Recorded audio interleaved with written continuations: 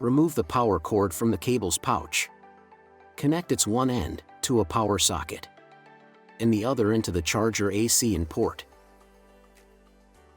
Remove the protective cap of the charging port. Take out the main charging cable. Align the markings and connect its one end to the charging box. And connect the other end to the battery port.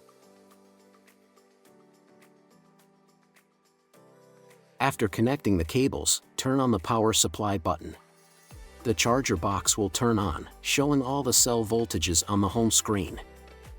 Single-click on the dial on the right side of the charger box to enter battery type selection.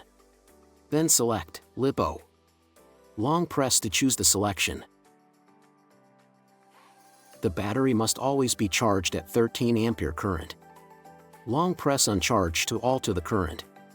Push the dial down to change the selection. And long press to enter the selection. Use the dial to adjust the current value. Set it to 13 ampere.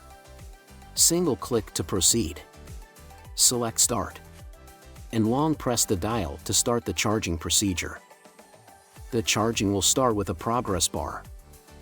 When all the cells are charged, a Done message will pop up on the top left corner. Then long press on the dial to stop the charging.